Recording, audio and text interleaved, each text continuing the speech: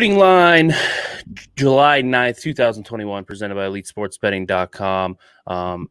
As most days, Frank and I are back to break down the MLB slate. We were talking before the show about how this is I don't know how quite to word it. It's just a bad pitching matchup day all around. I tweeted with Siege last night about how horrible this matchup is. He said he thinks it's the worst pitching slate he's ever seen on a 14 or 15 game slate.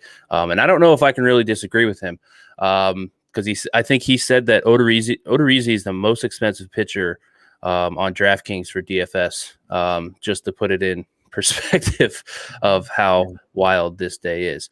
But yeah, anyway, moving on from that, Frank, how was your day yesterday and how are things overall? 2-2, half a unit win yesterday. I was on the Padres, which was fantastic. And they were down 8-0 and came back. Relief pitcher who looked like he could hit. I'm guessing he always wasn't a pitcher. He looked like he had some moments of hitting in his life. Took a shoelace high fastball off Scherzer of all people and hit it for a granny and kind of propelled their comeback win. It's been a while. I feel like I've run really good this month, and I haven't gotten a lot of those pretty much all season. So it's been a while since that's happened to me. I'm up about 12 units this month in 8 days here. So I think one of the days I didn't play, or maybe even 2 of the days I didn't play. So it's been a really good run, but I haven't had that sort of luck yet. So I was happy to get that. The Reds were down 3-0 early. Malley was just absolute gas can in the first inning. Pulled it together, got some length out of them. Didn't really pull out the win at the end, didn't score any runs after they tied it back up 3-3. So could have been a disastrous night for me, but it turned out to be pretty good. So we actually won some money. Yeah, I went 1-1 for a beautiful 0.00 units as the Marlins, they had some errors.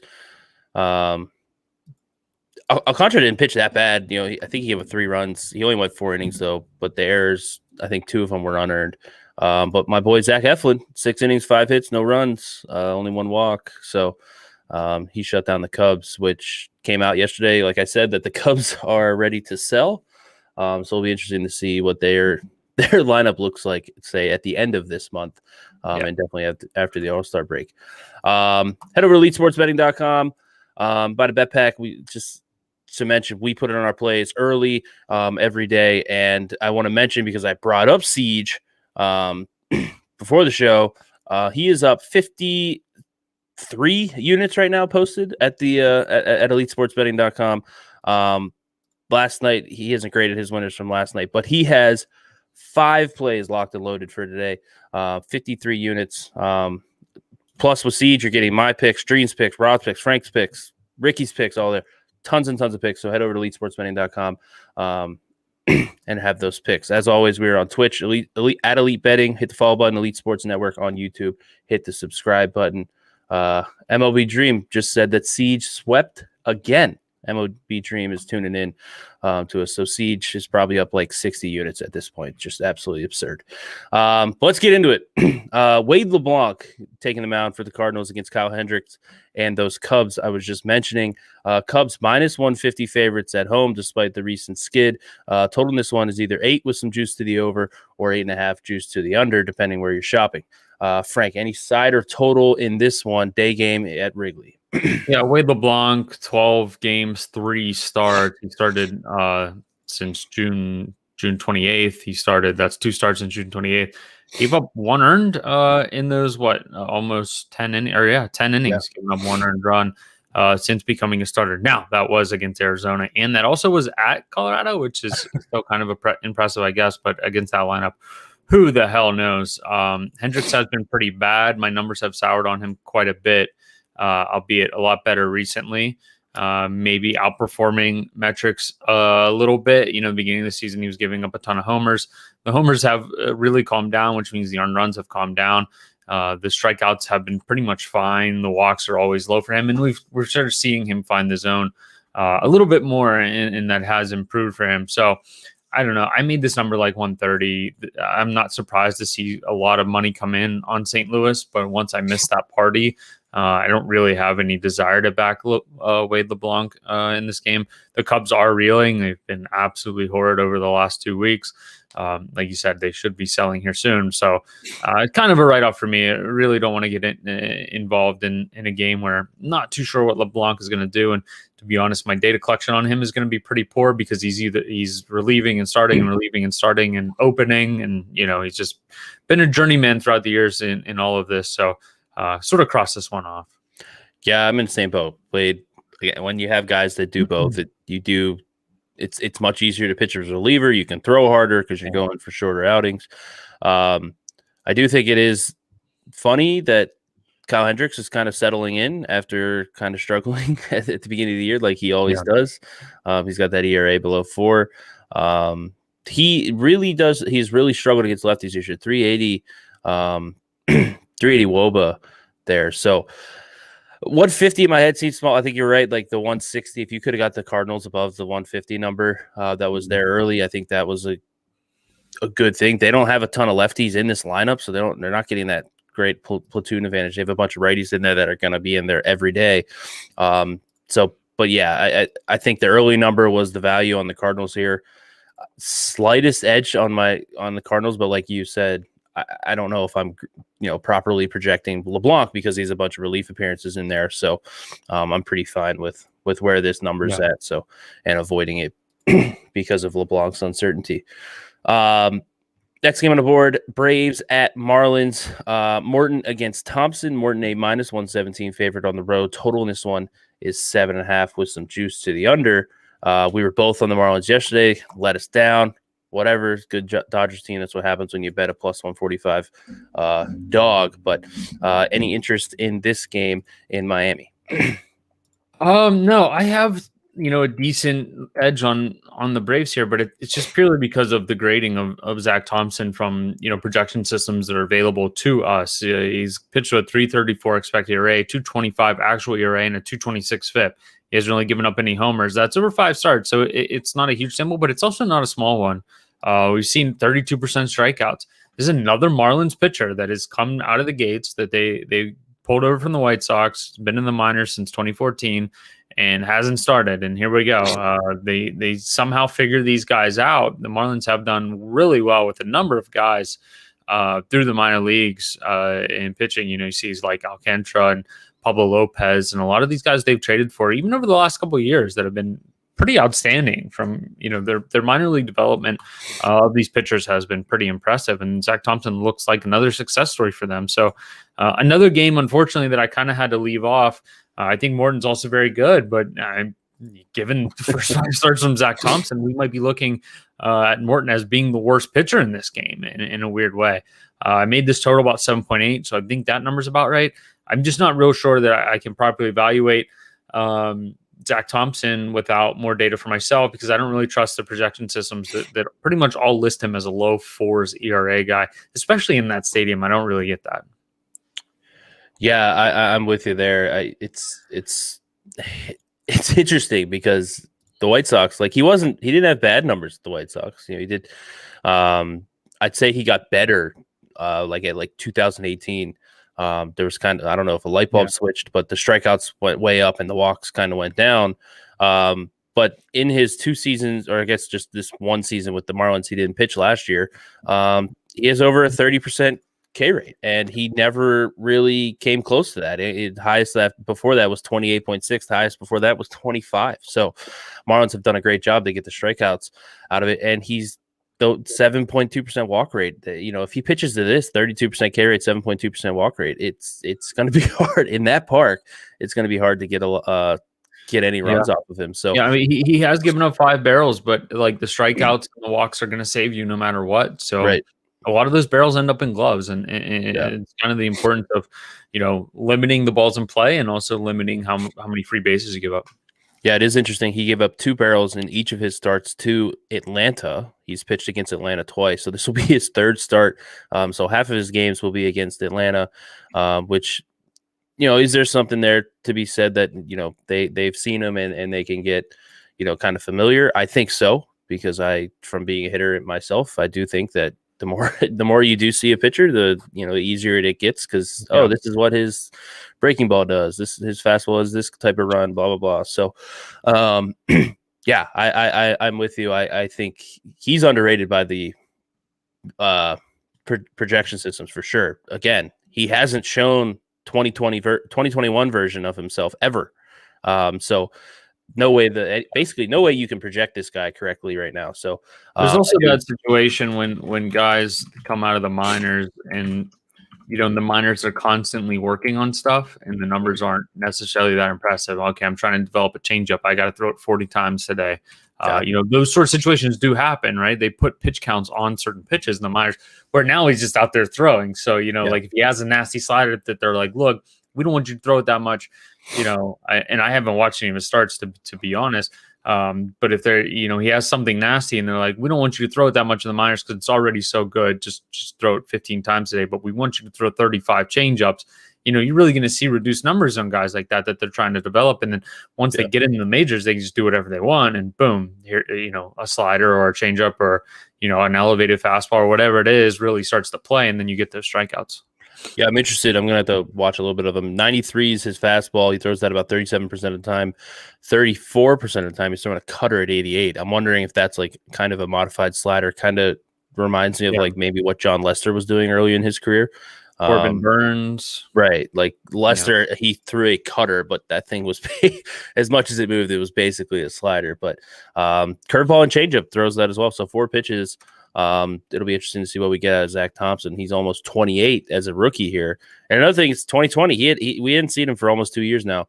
A lot of things can be changed, like you said, in the minors. So, nothing there for us with Thompson kind of being unknown. I have the game. I make the Braves with using Thompson's like public projection systems. I make the Braves like minus 108. So, I think this is pretty. I think it's pretty fair.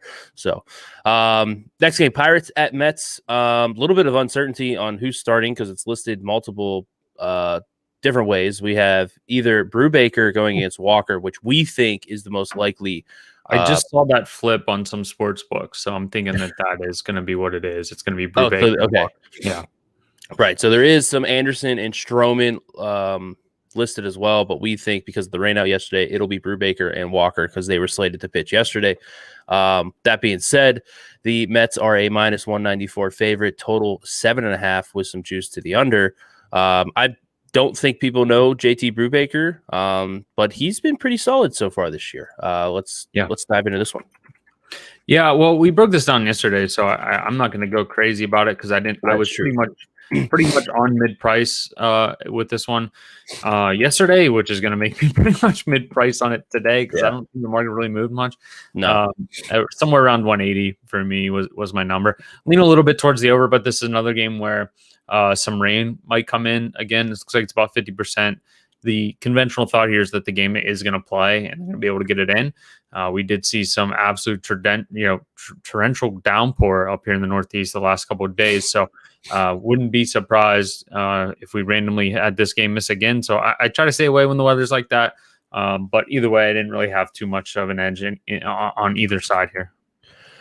Yeah, I leaned Pirates yesterday, and I stayed away because the weather looked worse, and I didn't want to get into a situation where JT Brubaker put through like 3 innings, and then all of a sudden I had the middle of that Pirates bullpen, which is just terrible. But I went ahead and played Pirates at plus 179. It's tough because Walker's been good. I kind of underrate him. That number is kind of still out there. I'd probably only play down to like maybe low 170s. I wouldn't go too far below that. But it's kind of the same thing with the Pirates. I think this lineup's pretty good. Walker has been a little bit lucky this year, but he's kind of shown in his career that he can kind of always be lucky. Just one of those guys. But Brubaker's been pretty solid himself. Low 4s expected ERA, 4.22. Now his FIP is up higher, 4.62. Mainly that's the home run issue, 3.85 xFIP if you want to use that. So I think you're getting a low 4s pitcher. I think it's pretty safe to say that's him. 38% hard hit rate. I'm pretty happy there. And it's just the one-off homer. That's it. Right. It's literally that. He's good. Yeah. And they might stretch him a little bit and the rain looks like it is supposed to be on the latter half of the game. So that makes me a little bit, happier with Brubaker maybe getting through his full start. So I went ahead and fired on Pirates at plus 179. Like I said, I think you're good to play that to the low 170s, 172-ish range if you want to hop on that. So next game, Cincinnati at Milwaukee, the Brewers. With Eric Lauer on the mound facing against Wade Miley. Lauer is a minus 115 favorite at home. Total is 9, slightly shaded to the under. Big series again, like we said. The Brewers have the hold on the AL or NL Central as we go to the All-Star break here. Miley's been fantastic. I kind of made a joke with Siege about how he said it's the worst pitching slate he's ever seen. Miley is like every metric you look at, it's like 3.5. Or lower. So what's your opinion on Wade Miley and Eric Lauer in this one? Yeah, I think they're both underrated. Even Miley throwing the no-hitter, I think that he still is sort of underrated in this world of, weak fly ball baseballs that's sort of happening. 3.06 ERA, 3.59 expected, 3.24 FIP. So, I mean, low threes, I think is about where he is. Conveniently, 4% barrels, 32% hard hit rate this year is his career number. So he's really not losing much there. And over those last couple seasons, he's getting a little bit of an uptick in strikeouts, a pretty decent downtick in walks. And that's why he's throwing so well. You see these guys that are no longer afraid to sort of come into the zone because the ball isn't going as far. And boom, you can kind of, a weaker ball, I think we would both agree, sort of benefits the guys that pitch the weak contact because we talked about Brubaker, the one-off home run. Those one-off home runs don't really happen that often for guys that really don't give up any barrels. And ground ball pitchers like Miley's around 54% ground balls this year. Lauer's also been kind of decent. He's oddly similar probably to Wade Miley in his approach, right? Mm-hmm. Weak contact sort of guy. He does get more of a fly ball, but weak contact's kind of his game and trying to throw strikes. He hasn't been starting all year. He's made 8 starts, 11 appearances. All of those appearances seem to be like long relief stuff, so you don't have to worry about him not being stretched out. I fully came into this thinking I was going to back the Reds again because, it's really hard to collect data on Lauer. But if anything, I'm probably underrating him. So I tend to want to stay away. There was a decent amount of Milwaukee steam. And I believe in the last start, there was a decent amount of Lauer steam, if I'm remembering correctly. So I didn't have an edge here. I made it about even. Now I have a little bit of an edge towards the Reds, but you won't really find me fading steam that comes in at 9 o'clock when the circles come off, because I don't want any parts of fading, sharp, good money here. So kind of a nice avoid for me again, but I didn't really have too much of an edge as of this morning until more recent movement has kind of moved the number into play range for me. Yeah, I have a lean towards, I'm on the other side, a little bit of a lean towards Milwaukee. But again, Lauer is kind of tough and Miley is tough too, because he has this like weird thing going on where he's like really bad. Like last year, again, only 14 innings. It's bad. And the year before that, he was good. So like you can basically just chalk out 2020 for him. Like those 14 innings are virtually worthless in my mind. And it's tough. Like 278 BABIP, that's low compared to his career, but he's kind of been like all over the place his whole career. Like he's had some really bad years thrown in. He's had some really good years thrown in. Like when he did pitch in Milwaukee, he was fantastic.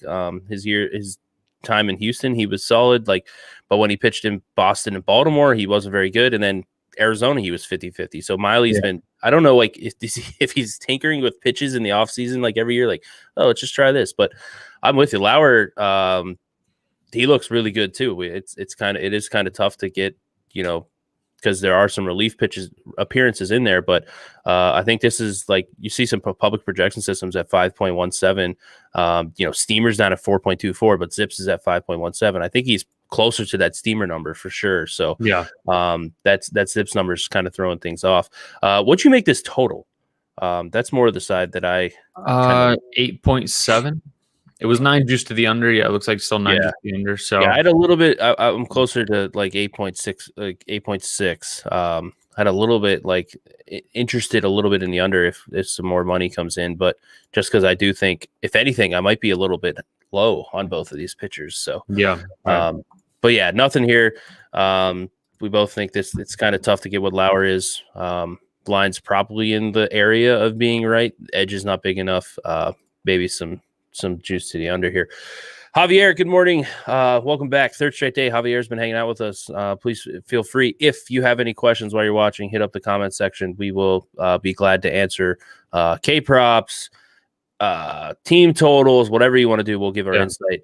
So, Javier, thanks for hanging out again this morning. So, Nationals at Giants. Next game on the board, Espino against Webb.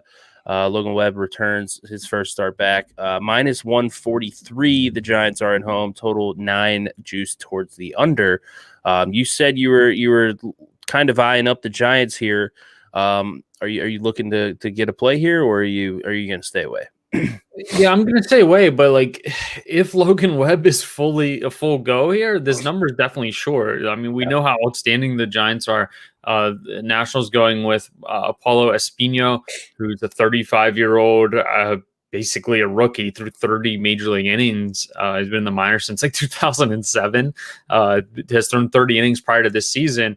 And, kind of an unknown, I guess. But if I sort of look at some of the metrics here, 4.48 expected ERA. He's only made 4 starts. Steamer's got him around a 4.71 ERA, mostly relieving, so starting somewhere around a 5 probably. And all the other projection systems 5 and above. If those are true, and if Logan Webb is a full go, haven't been able to find that out. I think this number is basically short. Logan Webb is coming back from a minor league start in which he threw to 7 hitters. He threw 2 innings, gave up one home run, I think, or a walk and a double or something like that. Only 1 strikeout, but he's also very good. So I'm not really worried about his 7 batters faced in the minors. I just don't know if he's fully a full go here. I don't want to back the Giants here and get 4 innings, because if anything, the Giants bullpen, when it's not in the very back end and they have a lead, is kind of a little shaky still. That's probably their one weak point of this team. So Logan Webb this season, though, 3.86 ERA, 3.46 expected, 3.32 FIP. Extremely good. He started throwing a cutter at the end of last season that has really changed his game. It's made him a lot better in terms of getting ahead of hitters. He's always had sort of a little bit of walk problems, and those have come down this year, down to 8%, which is about average, and he's gotten a big boost in strikeouts while keeping the ball in the park. So Giants doing what the Giants do, and Logan Webb is very good. I just don't know how long he's going to go here. So unfortunately, I can't really get excited to back the Giants here. A lot like yesterday, we talked about how gross the slate is, and I know you mentioned a couple of times. It's just really hard to find value in a lot of these spots for me this morning, just considering everything that's going on with weather, and then a lot of these just garbage pitchers getting in here before the break, and some guys trying to get healthy before the break.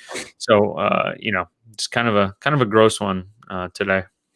Yeah, Logan Webb. I feel like every time we talk about the Giants, it's some pitcher that they've just made into good, right, or really good. He had 5.22 ERA in 2019, only 39 innings, 5.47 in 54 innings in 2020. This year, down a run and a half, down to 3.86, and the xERA and FIP are better than that. Now his FIP has always been better. He's been that type of pitcher. Is 4.1. 5 has been his FIP before this year. So, I'm with you. I don't know what you're getting out of him, which makes it tough. If he goes 3 innings, this number is probably right then. Well, you're getting into long bullpen games. It's just really even teams that have really good bullpens. It's just really difficult to you just never know. We know with how these relievers are these days, they're either lights out or a big bust. There's really no in between. But he got the strikeouts up, Logan Webb, so that'll be something interesting as he gets back healthy here and pitching, getting back to his 5-6 innings to start at full go. Espino, I didn't realize that he was a 2007 first time in the minors. He's a journeyman here. I knew he was older, but I didn't know he was been around for that long. But 34. He's been interesting this year. He gets low BABIP. I'm interested. At this point, I want just one note on Espino, another guy that I don't really know what to make of him, because at this point in your career, being the journeyman that he is, you just change stuff every year. All right, I didn't make it last year. Let's do this. Is he's not walking anybody. So did he figure something out to help that low BABIP? I don't know. It's something to keep an eye on. He's a big fly ball guy. Right. Like, so is he finding an error? But like, I look at his barrel stats and his hard hit rate, and it's not great. Like, that's why his expected ERA is 4.48. So total write off here because Espino is tough to gauge. And, Washington just had a freaking wild game yesterday against the Padres. Like you said, Frank, to start it off, Padres had big comeback. So some arms were used in that one as well. So no plays for us in that one. Diamondbacks and Dodgers, Widener against Kershaw. Kershaw's a minus 266 favorite at home. Total. Actually seeing David Price listed now. Right. So another game where David we're having Price. multiple pitchers. Yeah. I see Price at some, and I'm seeing Caleb Smith. Yeah, Caleb Smith and David Price. David Price, who I've seen Widener at some places. So I like to think that I guess Smith and Price are going because those are from. I tend to believe the fantasy sites. I feel like they're more on top of it. So we'll believe it's Caleb Smith and David Price, but I don't know. Again, theme of the day, the pitching slate is a nightmare. But regardless, the Dodgers with whoever on the mound, 266 favorites at home. Total is 8.5, juice to the over. We're going to assume Smith and Price are going, but please be aware that it could be two other totally different people. I don't know. I mean, given what's coming across here, going to be pretty much impossible for me to make a play. Caleb Smith, 448 expected, 427 FIP. He's probably somewhere around there. 345 ERA this season. I don't really see that sticking around. The walks are just too high. Decent strikeout rate, but he does get. He is someone that gives up home runs. He's given up home runs his entire career. Pretty high rate, but it's left-hander pitching up in the zone. That's sort of what happens. David Price this season, 3 starts. He hasn't pitched more than 2.2 innings. We're probably not getting more than that, I would imagine. He pitched 5 days ago and threw 2 innings, maybe 3 max you're going to get out of him, would be my guess. I'm just going to move on from this one. Yeah, it'd be interesting. Price still pretty good against lefties, and the Diamondbacks are kind of like the Mariners in the sense that they have guys that are always in the lineup that hit lefty, so they're kind of stuck. But we said Jeffrey Sweeney in the comments, Price, Widener on FanDuel. We're seeing Price or Kershaw for the Dodgers and Widener or Smith for the Diamondbacks. I've seen all 4 of those guys at some point. Every fight is different, so I don't know. And I could say Price could be an opener, but it's not going to be an opener for Kershaw. Like, what's the point of doing that? So I'm with you. You can't do anything with this game. I think Caleb Smith's kind of bad. I know the strikeouts are there, but like you said, he just walks too many guys. He gets hit. Yeah. He gets hit as well. So pitching in that environment, I know he's in LA tonight, but I am not a Caleb Smith fan. And I think against this Dodgers lineup, even though he's a lefty, it's not going to work out well for him, but could be Taylor Widener. So I don't know. You could probably say the same things about Taylor Widener that you can about. Right, it's probably the same analysis there. So Rockies at Padres. Kyle Freeland on the mound for the Rockies going up against another game that has multiple people. Craig Stammen is listed. Blake Snell was listed as well. So I don't know if Stammen is going to open for Snell. We're kind of leading towards this is like the worst video ever. These things are just changing in the morning, and I don't really know what to do with it. Padres either way, decent sized favorite here, and with the assumption that it is Snell, I do think this total is short. Right, 8.5 at even money for any Padres game seems a little bit low. And I know the Rockies offense is pretty pathetic, but I did play the over here. Snell has been absolutely horrid. 4.99 ERA, 5.40 expected.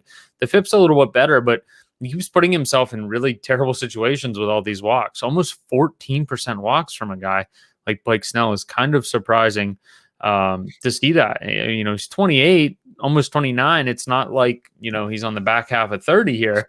Definitely not. He's lost a lot of his strikeouts. You look at his last 4 games: 4 strikeouts, 1 strikeout, 5 strikeouts, and 3 strikeouts. In that same span, 3, 2, 3, and 4 walks. He's just not getting into the zone properly, and when he is, he's getting hit hard. So it's not that I expect Colorado to win, but I do think they're going to score some runs here. And I can say the same thing about Freeland, right? Like, I know he pitches in cores, but 17% strikeouts and 10% walks is not the best way to approach this Padres lineup, who has right-handers that are going to absolutely mash you. So 8.5. I'm not saying that the Padres are going to get there by themselves, but I think they're going to get a lot of the way there by themselves. And if Blake Snell continues to struggle, this one's over easy. 8.5 plus 100. I think I saw minus 105 out there. That's still plenty playable in my opinion until this thing goes to 9. I think you can just play over here in this Rockies game. Yeah, it's interesting with the Padres in that wild game against the Nationals. They had 5 relievers go. Camarena, hopefully they'll keep him out of the batter's box. Oh, actually, you need him in the batter's box because he's got some pop. He threw 28 last night, so he's probably out. So they're probably, Melanson threw 16 last night. A couple other guys in double digits. 5 relievers went for them. So bullpen's a little taxed, so that helps as well. And then the Rockies being the Rockies, they just can't pitch away from course. I am a little disappointed when I'm looking at Freeland's splits here. 396 Woba at home to only a 415 Woba on the road, which are both horrid marks. So the over looks great here, but I like to see the bigger swings between their home and away from all their starters this year. So Frank's on you over at 8.5 plus 100. What was the number you said you'd touch that up to? Like if you're still looking until this thing hits 9, I think you just play over. Yeah. So I'm seeing some, still got some minus 110s out there. If you want to get involved with this Padres Rockies, it might be off the board at some places. Like we said, there is some issues with who is starting exactly for the Padres. We're seeing Snell, possibly Stammen as an opener for Snell. Because Snell hasn't really been able to go deep into games anyway. Because as long as it's mostly Snell, you're good here. So. Yeah, I can't imagine Stammen goes too long anyway. But Snell's gonna, 14% walk rate. Kind of hard to go deep into games when you're walking that many hitters. So, next game we are both interested in this one. White Sox in Baltimore playing the Orioles. Dallas Keuchel on the mound for the White Sox. Jorge Lopez on the mound for the Orioles. The White Sox coming at a minus 133 favorite. Total in this one's 10, juice to the over slightly. We were talking before the show about Jorge Lopez, and just how he has good stuff, but the results are horrid. Just talk about what do you think is the problem with him and what needs to get going, because you do and I do like the Orioles today. Yeah, I don't know well, the number one right off the bat, right? 10% walks. I mean, that's the easy thing. We harp on this a lot where these guys it sounds easy to do. And to be honest, it is easy to do. Like, just throw more strikes. Like, it's really not that hard. The hard part is when you throw strikes and not get hit hard. Like, that's the hard part, I understand that. But like someone like Jorge Lopez, if you watch this guy pitch, upper 90s fastball, absolutely gross stuff, really good changeup, really good slider, and you're like, why does this guy stink? I don't understand it. And then you watch him just miss down. And as soon as he comes up in the zone on a 3-1 count with 2 guys on because he hit one and walked one, he gets lasered, and that's going to happen to every pitcher who does this approach. We've sort of talked about guys earlier this year, like Eflin and, a number of guys that throwing more strikes and just seeing the benefits of that because the ball is not going as far this season. Jorge Lopez probably needs to channel that a little bit. The 21% Ks are a big uptick for him. He's throwing harder than he ever has. He just needs to throw more strikes. And it sounds easy to do. And I really do think it is that easy for some of these guys. Just stop being afraid of getting bopped. Pitching against the White Sox isn't necessarily going to help, but I did back the Orioles in this game, purely not on Jorge Lopez. I think Jorge Lopez is pretty bad, but I think Dallas Keuchel is pretty bad. I'm not sure these guys are any different in terms of value in this game. And I know we're giving up a lot to the lineup here. There's a lot of bad Orioles hitters in this lineup. The bullpen that was strong at the beginning of the year is no longer. They've been overused and sort of exposed. So it's a tough bet. This is definitely one to hold your nose on. But this is a Dallas Keuchel fade more than anything with the home team here, an Orioles team that has to win some games. Why not against Keuchel, who has pitched to a 448 ERA, but there's no way that's sticking around. He gave up 7 to Detroit in his last game. He could easily give up a huge number here. The back end of this White Sox bullpen is very good unless they don't have a lead, right? Like if they find themselves in a 4-2 game or 4-3 game, you're maybe not getting Crotch and a couple of these other guys that are extremely good. Hendricks for them in the back end of that bullpen. So I do I do think that there is a little bit of value still out there on the Orioles. I made this game, believe it or not, closer to a coin flip. Seeing it around +1, mid 120s now. I think you can still play that just on the odd chance. I shouldn't even say the odd chance, but the coin flip chance that Keuchel just gets lit up here. Yeah, I'm with you. I stared at, and said this to you before the show, I stared at this Orioles number, and I just didn't want to back Pablo Lopez. So I went ahead and played the team total over at 4.5, -101. Same thing, Echo. I have faded Keuchel a lot this year. Basically, Keuchel's going to beat you if he gets lucky with balls in play. Like, that's basically it. Yeah. That he doesn't get strikeouts. We're seeing his strikeout rate at what, 14%. His walk rate's almost 8. Like, that's so bad. Javier is betting the White Sox, so I guess we're fading. What Javier has not gone well for us.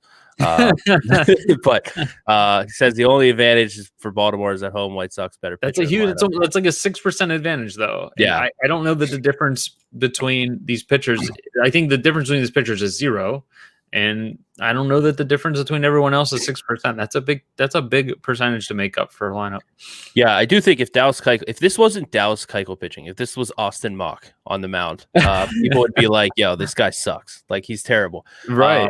Just looking at his last 3 years, and I know he's the kind of pitcher that can outperform his metrics, but 2 years ago, 4.66 xERA, 4.72 FIP.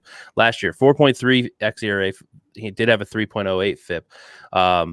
This year, 5.69 xERA, 4.75 FIP. Like, this guy's he's putting up numbers that if he wasn't Dallas Keuchel, who's put in some really good numbers in his career, it just wouldn't be good. And this year he's doubled his barrel rate too. So, like, we should also acknowledge, like, this isn't the typical, like, weak contact Dallas Keuchel that cannot perform his FIP because he gets weak balls in play. His barrel rate's almost 9%. Yeah, and we're seeing that with the xERA at 5.69, the worst of the metrics. And again, I'll say this, which is kind of wild because I don't think people really realize this. The Orioles are the 4th best team against lefties this year. Like, they absolutely rake lefties. They're people always talk about the White Sox, like the White Sox hit lefties. I know the White Sox have had a ton of injuries, but they still hit lefties really well. White Sox 115 WRC plus against the White Sox. Against the lefty this year. Baltimore 112. Like, so they're right on par here. So, I do think they have some boppers. It's really just the top of this lineup. You get excited about. The bottom half is kind of interesting. But outside of Cedric Mullins, who's been fantastic this year, you're going to get eight righties in the lineup for the Baltimore today. Yep. I didn't want to back Jorge Lopez. It's gonna be painful when the Orioles win like 4-3 or something like that. But I think the Orioles have value here.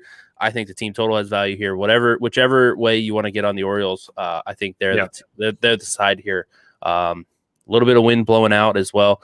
Keuchel is bad. This is a Keuchel fade for sure from the both of us. So Toronto and Tampa Bay.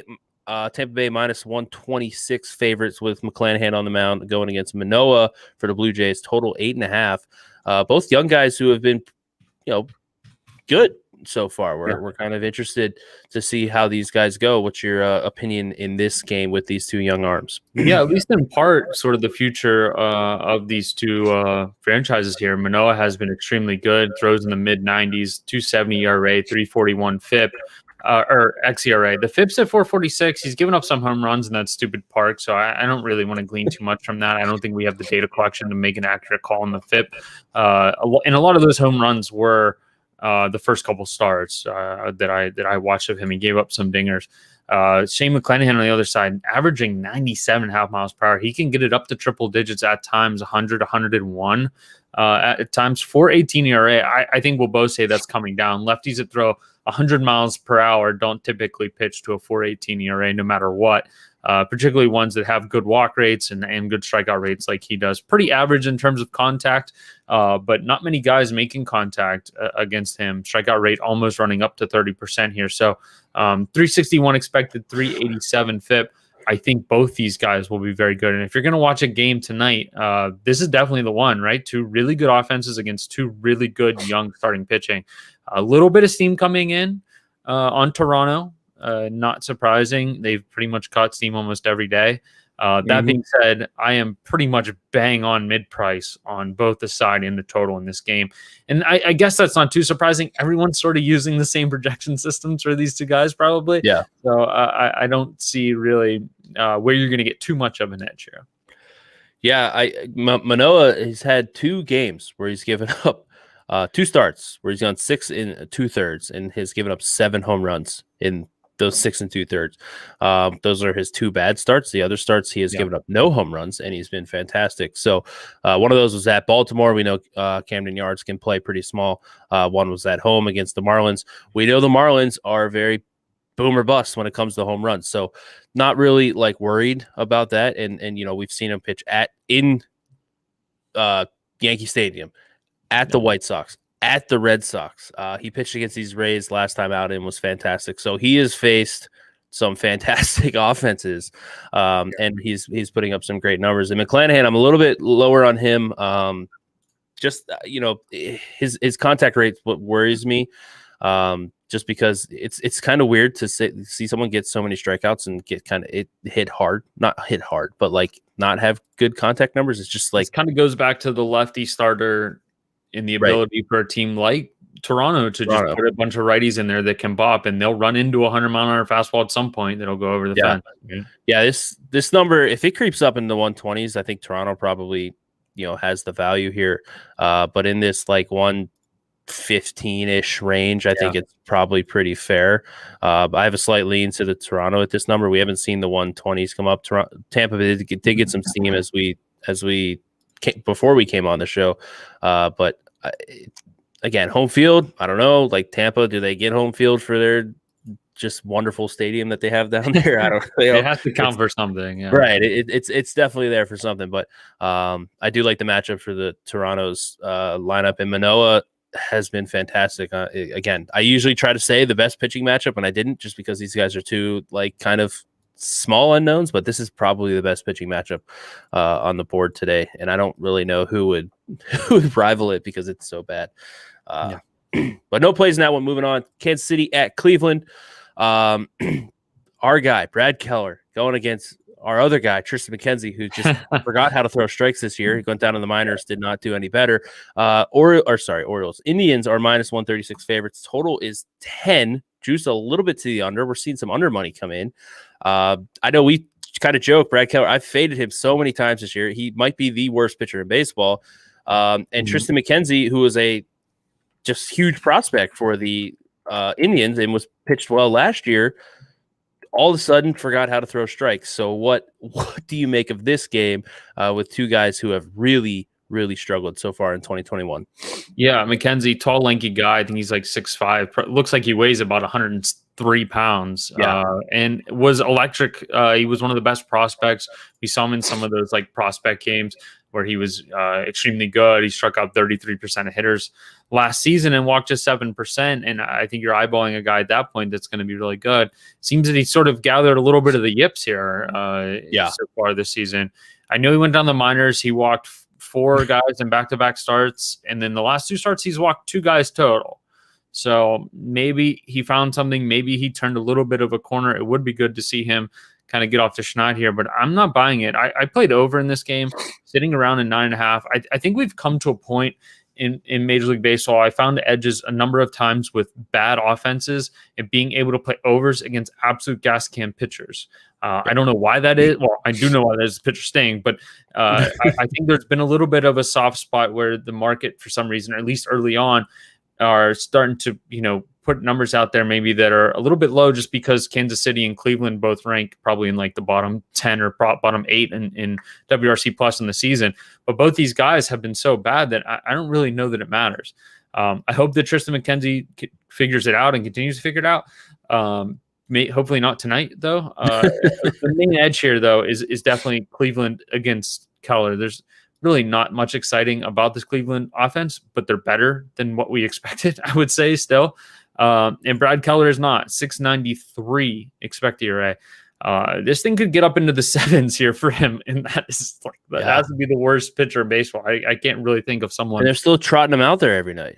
I can't think of someone that would be worse than that. They're sort of hanging their hats on this 2.47 ERA from last season, but the xERA last season was 4.42. He just didn't give up any home runs last year, and now he's giving up the homers with a lack of strikeouts and way too many walks. Which is wild considering all differences. Yeah, barrel rate 11%, 46% hard hit rate.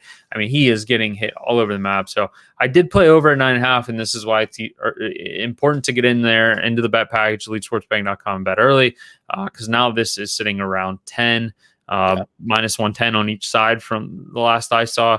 I don't think that's playable. I made this game about 10.5, so that edge would be about 1.5%. So maybe a little bit lean towards the over still, but I really wouldn't play the 10. I think you have to get 9.5 here. Yeah, Keller, like you said, he's one bad start away from possibly being at 7 ERA. Like the fact that they're not sending him down is kind of interesting to me. Like I guess you want to look at it like he does have a 364 BABIP and he has a 66.1% left on base. I think it's probably warranted. That's what I mean. Like you're giving up a 10.6% barrel rate and a 46% hard hit rate, and walking almost 11% hitters. That's kind of what you expect. McKenzie is the one. I do want him to figure it out. Hopefully he doesn't figure it out tonight for your bet. But his last start back on June 12th, four walks and 2/3 of an inning. I know he's been better in the minors, said the last 2 starts, but like you said, 6'5", 165. The guy is still getting the strikeouts. Again, it's a little easier when you're not throwing any strikes at all. But that 33% K rate to 7% walk rate last year we saw, and only a 36% hard hit rate. Definitely something that Cleveland desperately needs to figure out. He's not even 24. He turns 24 later this month. So, or early next month. So he will be big for them if they do want to kind of survive this playoff push, if they can make one. I don't know, but I'm with, if I would have had an edge, I'm on market for this game. If I would have had an edge on the under, you could not have free rolled me to play this game because both of these guys, Keller's bad. Tristan McKenzie, if he just walks guys, they're going to pull him too. Like that's the thing. They've been pulling him because they know, like he's not going to figure it out. Like he obviously has some psychological issue going on. Hopefully that gets better in the future. Oakland at Texas. Cole Irvin going up against our guy, Jordan Lyles. I wrote off betting in games with Jordan Lyles for some part of the season because it was a nightmare. The A's are minus 137 favorites on the road here. Total is 9 with some heavy juice to the under. Or if you're seeing some 9.5, you're going to see some heavy. Sorry. Total is 9, heavy juice to the over, 9.5, heavy juice to the under here. So any plays you like in this one? Nothing. No, my fade Jordan Lyles market has dried up. Interesting. I did have a Cole Irvin edge in market, I think, for a couple starts there. That's dried up a little bit. He's been pretty underrated. Jordan Lyles pretty bad. I made this game 128, 9.2 runs, so pretty much dead on the price here. Across the board, there has been some steam coming Cole Irvin's way. Not necessarily surprising. We're seeing, Jordan Lyles steam for a while. That, like I said, that's sort of dried up. So, nothing here for me. I don't really have any interest in playing this game because I'm just dead on mid price. Yeah, I was in the same boat. I make Oakland like minus 140, so the smallest of leans there. Total 9.2 for me, so nothing there. And I like the sigh of relief that I had this morning when I didn't have a play involving like a Jordan Lyles over or fading Jordan Lyles was pretty big. So I'm pretty happy about that. Short one there. No plays for us. Yankees at Astros. Another one with an interesting pitching matchup. Nestor Cortez, I think is how you pronounce it, going up against Jake Odorizzi for the Astros. The Astros are a minus 137 favorite at home. Total in 9. Juice to the over. Any opinion on Nestor Cortez outside of what the public projection systems are going to give us here? No, if you guys don't know who Nestor Cortez is, you may have saw the video going around of him just like constantly stalling out his windup, funky left-hander. I believe at the one point the umpire called the pitch dead because he just didn't throw the ball. Yeah. He lifted his leg and just stood there. He called time. Yeah, he was like, which is not the rule. It's a balk. Right, like you can't just stand there, and a balk with nobody on base is a ruling of a ball. I don't know what the hell Major League Baseball is doing with this. I will say you have to with nobody's on base, you do have to throw the ball to have a balk. I learned this in college. I had a teammate who it was a position player. We were getting crushed, so we put in a position player. And interesting guy, he forgot to throw the ball. And their coach came out and argued, and our coach was like crazy on the rule books. Like, you need to throw the ball. It needs to cross the foul line for it to be a balk or something. I don't think that's necessarily true because I can drop the ball on the mound and that's a balk. With no one on, it doesn't. With nobody on, okay. With nobody on, yeah. Okay. You need to cross the foul line. Then he shouldn't let him call. He shouldn't call. What umpire calls time mid windup? Like, you can't do that.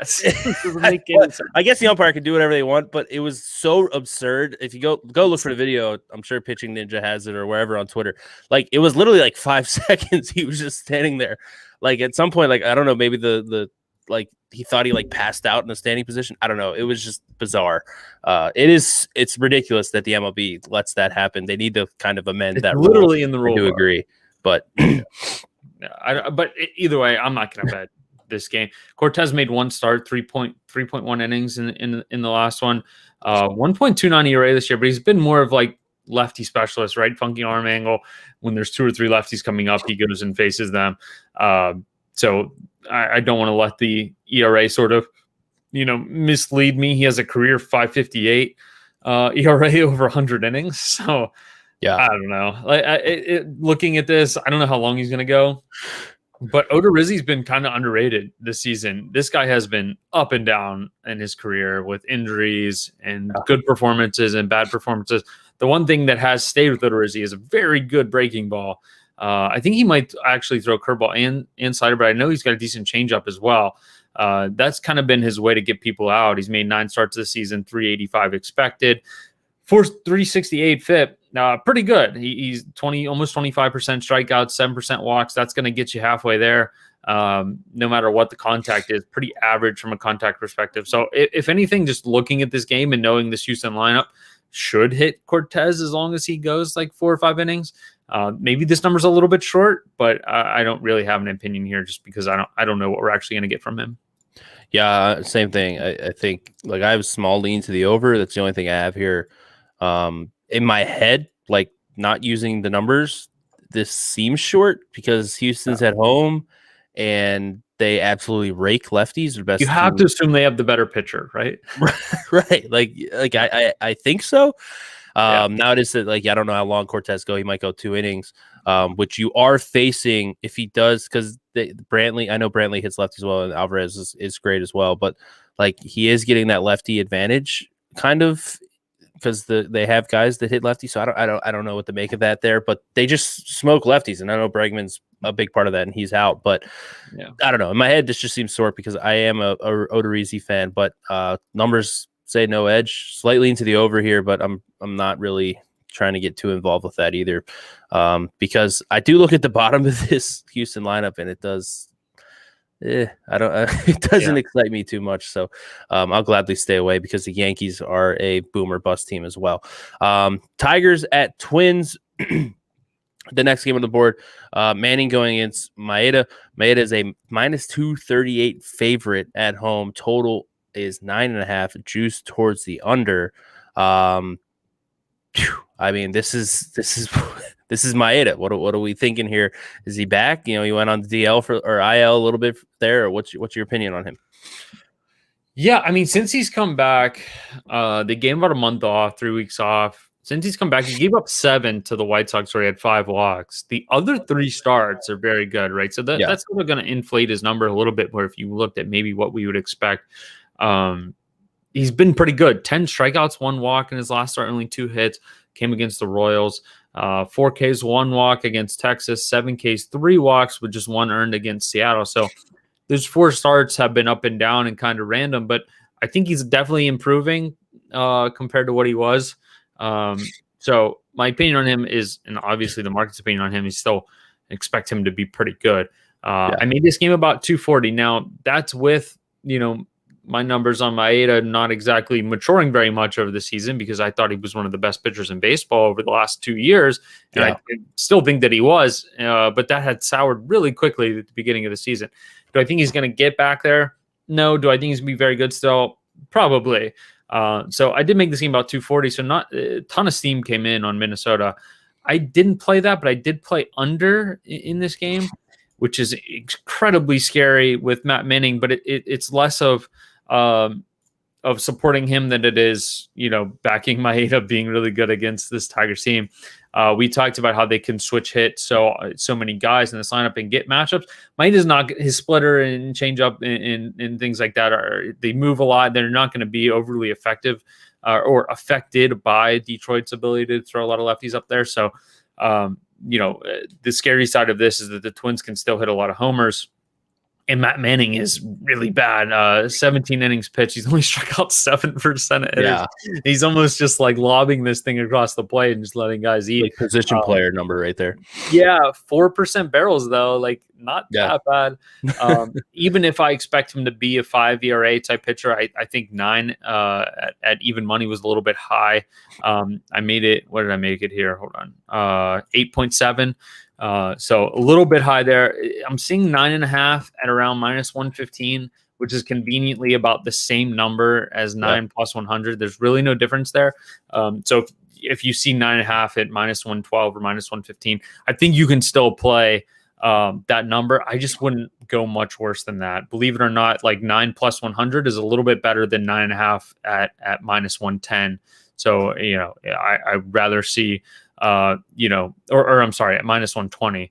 So I'd rather see like the -112, -115, and 9.5, and you get about the same number that I got in this one. Yeah, I'm with you there. I got the 9.5 -111. I echo everything you said there. With those numbers are basically this is landing 9. Then is what you're telling me. Probably. I haven't had the luck. You know what? You are due for some bad luck. I know a push after that Padres win last night. You're due for one. But yeah, interesting note on Maeda. That start against the White Sox where he struggled. He did just the last inning where a lot of his runs came in. I'll just read the play-by-play because I remember I have him on my dynasty team, and like I was making a run, and him sucking like really has hurt my team this year, and it's irritating. So I wanted to pay attention. It's a good lineup here.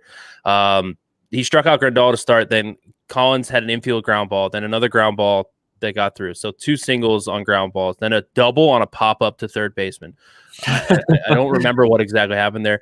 Then it was a sac fly, and then there was a single on a line drive. And then he came out and another single that was deflected off of the second baseman's glove. So like, so close to that being a decent start against a good lineup, So like, I like to look at context. Definitely the guy with Maeda, who again, I thought he was one of the best pitchers in baseball too.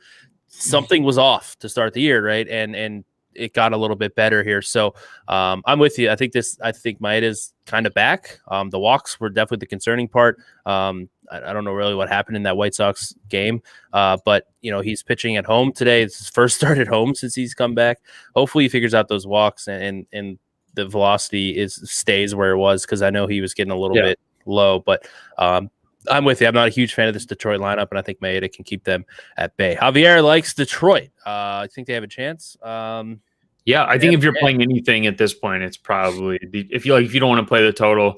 I think it is Detroit. I saw an interesting stat. Detroit. I saw this last night, so you'll have to forgive me on the exact numbers. I saw something like Detroit started 9-23 or something like that on the season, or 9-28, and they've since gone 31-23. I saw that stat roll across a ticker somewhere. So a kind of a team that we talked about at the beginning of the year, like they shouldn't be this bad. Like we don't really expect them to be this terrible. They haven't been, but the pitching is obviously an issue for them. I'm less concerned about the lineup as I am the pitching. We'll see how this sort of plays out, but I'm with you, Javier. If you're playing anything, it's probably Detroit, or if you don't want to play this under, I should say. I would not be playing Minnesota. I think there's more question marks there than there are answers. Yeah, I'm just going through, like on May 1st, Detroit was 8-20. So that number's probably pretty close. It was something like that. Yeah. So that's actually a pretty wild stat. I did not know that. But again, we did talk about that lineup. They had a bunch of veterans in there. That the pitching staff, I know Casey Mize has been really good, but Scooble's been much better since the beginning of the year, his horrid start. So AJ Hinch, this is the guy we said the White Sox should have hired, because we knew like he knows how to coach a baseball team. Like I know it doesn't seem like they do much, but they give you a couple games a year here and there, and lineup, how to use a lineup. And, we saw La Russa kind of Yerman Mercedes, don't swing 3-0, like you suck. And I think Mercedes went 8 for 50 after that comment. I just like to point that out because I don't like Tony La Russa, but whatever. And I have good friends that are White Sox fans, so I like to rag on them that they could have had AJ Hinch, and they went with their owner's best friend in what's his name? So Angels at Mariners, Cobb against Gonzalez. Cobb -123 on the road. Total is 8.5. Juice to the over. In my head, Marco Gonzalez is going to give up 8 himself, so I feel like the over probably has value here. But I joking mostly, but Gonzalez is really bad. Anything you like in this one? I mean, I do lean a little bit towards the over. It's almost impossible for me to get a number on this one. Marco Gonzalez coming into the season was a guy I would have backed a little bit.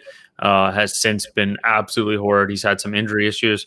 Somehow the strikeouts have gone way up. I'm looking at Cobb. Somehow for Marco Gonzalez, the ERA has gone way up. 5.82 ERA, and the walks have gone way up. 8.50 expected. 6 FIP hanging out there.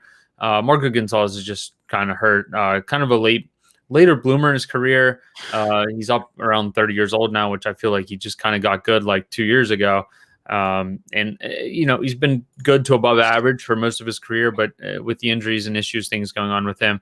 Throwing 88 doesn't really bode well if you're walking 9% of hitters. You look at previous season, it was much, much lower than that. Alex Cobb on the flip side, 27% strikeouts this year. Unfortunately for him, he's been really unlucky. He's also very good. The walk rate has remained at his career number around 7%, and the strikeouts have gone way, way up. The barrels, 4%. How is this guy pitching to a 4.60 ERA? I don't really understand it. Just been incredibly unlucky on balls in play. So I do think that Alex Cobb has and will continue to see steam in this market. But for me, pretty much impossible to make a number here. Yeah, Cobb, 331 BABIP this year to a 292 career mark and a 57.7 left on base percentage to a 72.4 career mark. So literally probably the most unlucky pitcher in baseball. One thing note on Gonzalez, I'm not sure why they haven't sent him down. Something's broken. His velocity's down. I mean, they did. He came back. Right. Wait, I don't. Maybe he figured it out. I don't know, but it doesn't seem so. The walks are a huge issue. He's giving up 17.4% barrels this year. He needs to take like a week off and then start pitching again. I don't know. It's not going well for Marcos Gonzalez. But yeah, it's basically unbettable at this point because of how drastic of a swing. Like you said, he has been trending in the right direction for the last 3 years. And this year has just been an absolute nightmare. So very difficult. And Alex Cobb's is kind of the same thing. Like all of a sudden he's like great. Like, he's had good seasons, but it's kind of been like 5 years since he's had one. But yeah, tough game to make a number on. So Phillies at Boston, last game on the board here. Velasquez against Garrett Richards. Richards, despite the spin rates going way down, -123 favorite at home. Total in this game 11 with some pretty even juice. You like a side or total in this one? Which one is it? I like the side and the total. I like the Phillies and I like the over. I had a little bit more of an edge on the over at 11, which I was very surprised to see. And I was kind of resistant to playing that and then started sort of breaking this down. Velasquez did put up a 0 against Miami, and we sort of talked about a free swinging team against a guy like Vince Velasquez, who can get a little bit wild at times. He has really good sort of sharp stuff, but doesn't throw that many strikes. Kind of Jorge Lopez-esque in a way. He gave up 5 to San Diego, 4 to Washington, 3 to San Francisco. So seeing someone who, against good lineups like this Boston team, that's going to be really patient and very solid, at least in the top, 5 or 6 hitters in that lineup, going to be very good against Vince Velasquez. And Garrett Richards, Garrett Richards wasn't good before the spin rates, before they banned the sticky stuff, officially fully banned the sticky stuff. He's been much worse since. A guy who has always spun it in the 99th percentile on fastballs and breaking balls. He was clearly, if you look at his chart, I've tweeted a few times. I think Dream has tweeted a few times. He was clearly using spider tack or whatever the highest amount something spin rate stuff you could use. He was using since that June 3rd memo went out. 7.43 ERA, 6.62 FIP. So it's not like he's just been unlucky. He's only gotten 17 strikeouts combined with 12 walks. and he hasn't eclipsed 3 strikeouts since that first start. He pitched against the Yankees, which pretty good matchup for someone like him as well. On June 6th. Since then, hasn't eclipsed 3 strikeouts in any given game. So not the best look here for Garrett Richard. He did only give up 2 earned against Oakland in that game, but a lot of that seems pretty lucky. He gave up 5 hits over 5 innings with 3 walks, just 2 strikeouts. So he's been absolutely lit up. Outside of that Oakland game, he's given up 2 or more barrels in all of those starts since that June 3rd memo. So I think both of these teams are very, very disciplined, good hitting offenses. The Phillies are starting to turn it on offensively. We've been waiting for that. They've been hitting well below average for a little while now. With Harper getting a little bit better, Hoskins kind of turning it on. A lot of these guys looking a lot better for the Phillies here.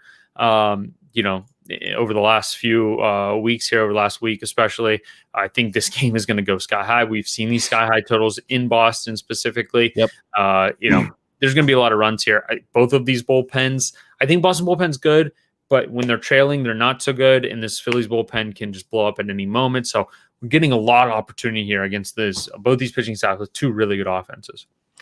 Yeah, it's one of those. This is one of those games. It's kind of the theme of today with the pitchers. Like, if you had an edge on Boston or the under, like, you just can't bet it because Garrett Richards is broken. Like, I don't know if it's broken. Yeah. This is who he is, I guess. But yeah, if you're on non-cheating version, right? And if you're on the over and on Philly, like, your edge is probably bigger than it shows because he's probably worse. And it's extremely humid out here in the Northeast with these storms coming through, and there's a 10-mile-an-hour wind blowing straight out to center. And Boston is one of those parks where the wind can really affect the ball there. Yeah, so 100% humidity in Boston projected for the game tonight. So only 69 degrees, but very, very muggy. And yeah, both these pitchers can light it up. Like you said, I do like the matchup from both disciplined lineups, so I do believe that is a good matchup there. Real quick, let's do best bets. What do you got? Oh, this is so gross, but I'm gonna say Baltimore. I was going to go area still. It's still out there. I think that's plenty playable. I was going to go Baltimore with you, but I think that would be 3 straight days of me and Dream and you and I having the same best bet. So I'm going to switch it up. And it's another play that we both agreed on. I'm going with the Detroit and Minnesota under at 9.5. I got it -111. Although, is that number still there? Should I not do that one? It's there. Is it there? Okay. 112, 115. Yeah. All right. So we'll take it. So those are our best bets. Any final notes on today's ugly slate? Nope. See you Monday. Hopefully the pitching's a little bit better this weekend and hopefully on Monday. I guess next week's schedule is a little tentative because there's All-Star break. What's the break here?